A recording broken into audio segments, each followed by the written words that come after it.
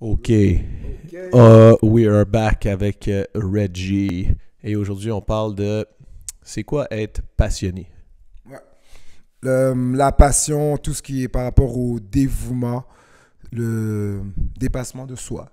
Des sujets comme Puis, ça. puis la question que je me suis souvent posée, Reggie, c'est être passionné par quelque chose, est-ce que c'est parce qu'on aime vraiment ça ou c'est juste parce qu'on a des aptitudes ou une certaine génétique qui nous rend bon là-dedans, fait qu'on aime faire ça?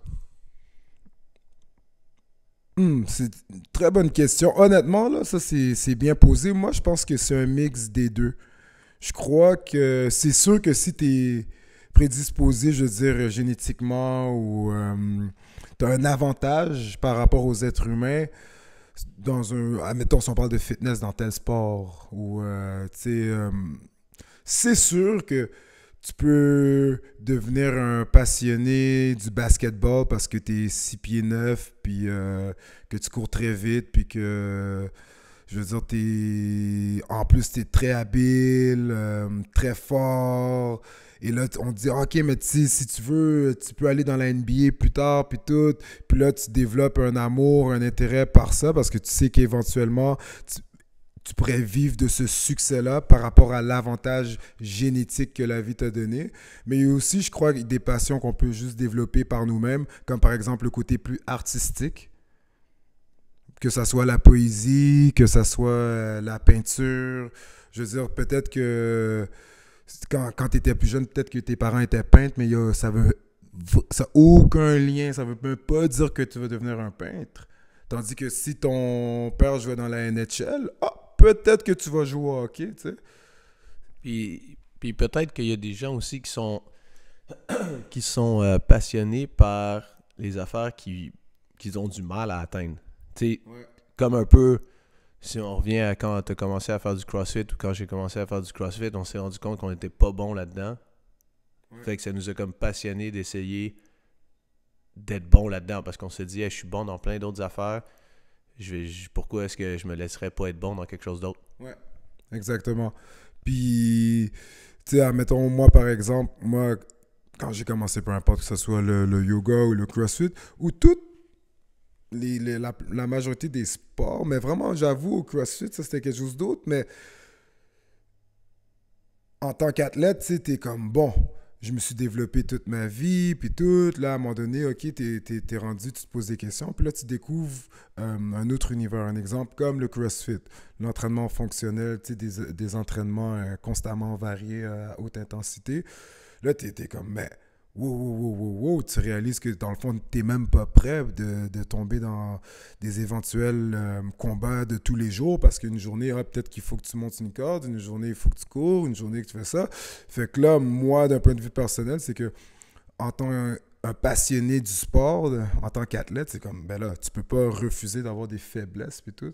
Fait que aussi, la vie, je crois à 100%, c'est que même lorsque tu penses que tu es arrivé, puis que tu es passionné, puis que tu es dévoué, si tu trouves de quoi qui te sort de ta zone de confort, que ce soit que tu sois un docteur ou que tu sois un mathématicien ou un athlète, si tu trouves un aspect là où que tu sors de ta zone de confort, puis tu dis que ouais, mais c'est correct, je peux m'asseoir sur mes lauriers, j'ai une super belle carrière, puis tout, mais à chaque soir, tu dors en sachant que je sais que je peux développer cette affaire-là, mais tu le fais pas parce que tu es paresseux ou parce que ça fait trop mal.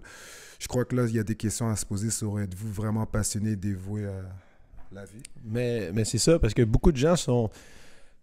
Je vais faire, moi je veux juste faire qu'est-ce que j'aime, je vais juste faire.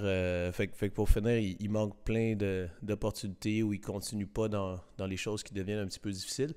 Moi je pense que la passion, dans le fond, c'est d'apprendre justement à tomber en amour avec quelque chose. Tu sais, si tu es quelqu'un de passionné, ben, je peux t'apprendre à jouer aux échecs, même si tu n'as aucune habileté à jouer aux échecs, Ouais. mais tu vas être passionné à essayer de t'améliorer au maximum là-dedans, puis de voir jusqu'où tu peux aller quand on a parlé de potentiellement genre de prédisposition génétique ou qu'on aurait eu à la naissance, ben, de voir justement ces prédispositions-là, tu peux les pousser jusqu'à quel endroit.